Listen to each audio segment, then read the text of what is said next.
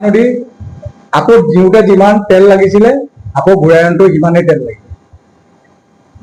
গতিকে এইটোতো এটা অসম্ভৱ কথা। যদি গুৱাহাটী বা অন্যান্য জেগাত মহলবিলাক তাৰমানে শুকান বালি শুকান শিল তেওঁলোকে ক্ৰয় কৰে, এইটো বেলেগ কথা। গুৱাহাটীৰ লগত লখিমপুৰৰ কোনো মিলাৰ কোনো হেৰিয়ে নাই। গতিকে আমি সম্পূৰ্ণ এখন বুৱতী ইটা শিল বালি আনো, ক্ৰয় কৰোঁ। সেইটো আমাৰ প্ৰথম অসুবিধা আছে।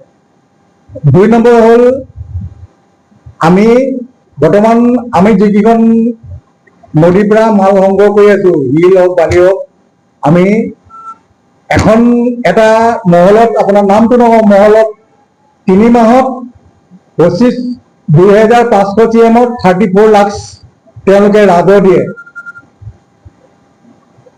চৰকাৰৰ ওচৰত ৰাজহ দিয়ে। তেনেস্থলত আমি যদি ২,৫০০ CMত যদি আমি ডিভাইড কৰোঁ 34 লাখত 1 CMত 13,60 টকা হ'ব, 10 CMত 13,৬০০ হ'ব।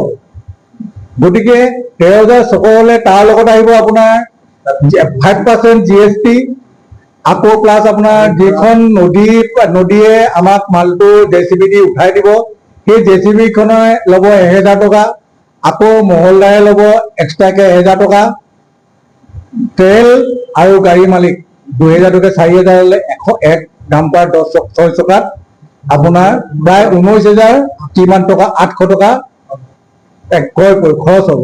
গতিকে আমি যদি বৰ্তমান যিটো 6,000 7,000 টকাত পাই আছিলে, যদি আমি এতিয়া তেনেকে যদি 19,000 বুলি ক'বলৈ যাওঁ, তেতিয়া লখিমপুৰৰ মানুহে আমাৰ ওপৰত 10 CM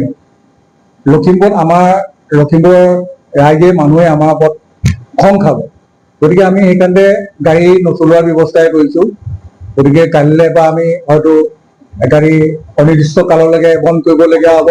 গতিকে আমাৰ সকলো মালিকে একমত হৈ গতিকে আজি আপোনালোকৰ ওচৰত আহিছোঁ, যাতে আমাৰ মাননীয় বন মন্ত্ৰী তেখেতক আমি অনুৰোধ জনাওঁ, যাতে লখিমপুৰলৈ আমি ৰাজহ দিবলৈ সদায় ৰেডি আছোঁ, আমি প্ৰত্যেক টিমতে ৰাজহ দিবলৈ ৰেডি আছোঁ, যাতে আমি এটা সীমিত, যাতে আমাৰো কিবা এটা থাকে, ৰাইজেও যাতে কম পায়, অলপ যে আগতে যদি 6,000 পাইছিলে যাতে আৰু 1-2,000 পাওক, কোনো কথা নাই। যদি 19,000 টকা খৰচ কৰি এখন চালান লৈ পেলাই মাল ক্ৰয় কৰি পৰা হিম্মত লখিমপুৰতো ৰাইজৰ এতিয়া বৰ্তমান নাই, আৰু আমিও তেনেকে ইমান দামত যদি দিওঁ আমাৰ ওপৰত ৰাইজ খং খাব। গতিকে এতিয়া আপোনালোকৰ যোগেদি আমি ৰাইজক জনাব বিচাৰিছোঁ, যাতে ইয়াৰ এটা মাননীয় বন মন্ত্ৰী মহোদয়ে উচিত বিচাৰ কৰি, আমি ৰাজহ দিবলৈ সদায় প্ৰস্তুত আছোঁ। গতিকে তেওঁলোকে আমাক ইয়াৰ এটা উচিত মূল্য নিৰ্ধাৰণ কৰি আমাক বিহিত ব্যৱস্থা কৰি দিবলৈ দিলে। চিজন লৈ পেলাই কথা, এতিয়াতো অফ চিজন, এতিয়া এভাৰেজ এনেই আপোনাৰ ধৰক 60খন 70খন 70 টিপ 80 টিপ এনেকে লখিমপুৰত ৰঙা নদীৰ পৰাই পায় আপোনাৰ ধৰক 34 3 মাহ হ'লে আপোনাৰ লখিমপুৰ এইটো চৰকাৰী ডাক আছিলে 1 কোটি কিমান 9 কোটি কিমান অধিক ৰেটত দি পেলাই তেওঁলোকে চৰকাৰকেতো ৰাজহ দিছে, সেইটো কাৰোবাক প্ৰাইভেটলি দিয়া নাই, অধিক দিলেওতো চৰকাৰকে দিছে ৰাজহটো। গতিকে আমি মহলক দুখ দিবলৈ যোৱা নাই, মহলতো অধিক ৰাজহ দিব লাগে।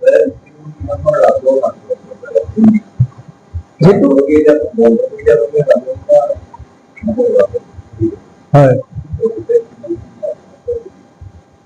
ৰাজহ টেক্স নহয়, হয়। এইটোতো আপোনালোককতো কোৱাই হৈছে যে 34 লাখ আপোনাৰ 3 মাহত ৰঙা নদীয়ে দিয়ে। হয়, এদিন মই আপোনাৰ ধৰক আপোনাৰ ৰঙা নদীটো বন্ধ হৈ যাব, ৰঙা নদী মহলদাৰ লছ হ'ব। তেনেকে ডিক্ৰংটো বন্ধ হ'ব, ডিক্ৰঙৰ মহলদাৰ লছ হ'ব। গতিকে তেওঁলোকে ৰাজহ দিবলৈ অসুবিধা হ'ব, আমি দি কাইলে আপোনাৰ লখিমপুৰত মহল আপোনাৰ ধেৰ আছে, আপোনাৰ সেইকেইটা মহলৰ কোনো কাম নাই। গতিকে দুটা মহলে অলপ অকল তেওঁলোকৰ কোৱালিটি, দুটা মহলৰ কোৱালিটি ভাল, এটা হ'ল ডিক্ৰং, এটা হ'ল আপোনাৰ সোৱণশিৰি, সোৱণশিৰি আৰু ৰঙা নদী, 3টা মহলৰে আপোনাৰ কোৱালিটি ভাল। বাকীবিলাক মহলৰ আপোনাৰ মানুহে ৰাস্তা পদূলি কামত ইউজ কৰে, এনেকৈ ঘৰ বনোৱা কিবা কামত তেওঁলোকে ইউজ নকৰে। গতিকে এদিন যদি মহল বন্ধ হয় তেওঁলোকৰ যথেষ্ট লোকচান হ'ব, 3 লাখ মান লোকচান হ'ব। ডাম্পাৰ আপোনাৰ প্ৰায় 70-80খন মান আছে।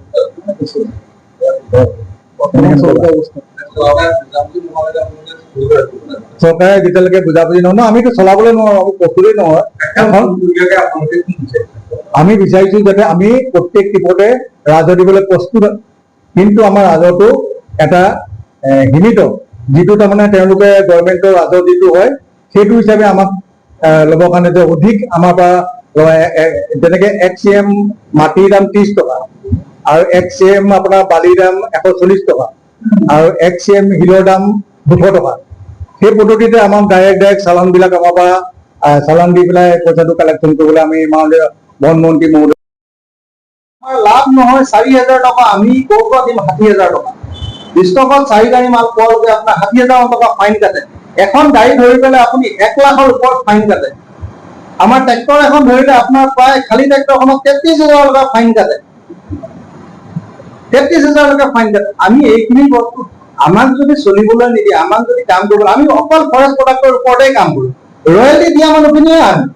যদি এই বস্তু এনেকুৱা যদি হয় বোলে যিটো গভৰ্ণমেণ্ট ৰয়েলটি 205 টকা আপোনাৰ গ্ৰেভেলত, 145 টকা আপোনাৰ ধৰক বালিত, আপোনাৰ প্ৰায় 60 টকা আমি চইলত, যদি এনেকুৱাকে কিবা চিষ্টেম যদি গভৰ্ণমেণ্টে আমাক দিয়ে, আমি ধৰক কোনো মহল হওক ন, আমি যদি গভৰ্ণমেণ্ট ৰয়েলটিটো যদি জমা দি মালটো আনিব পাৰোঁ, তাৰ পৰা যিটো আপোনাৰ জেচিবিয়ে লুট কৰি দিয়ে সেইটো পইচা আমি দিম।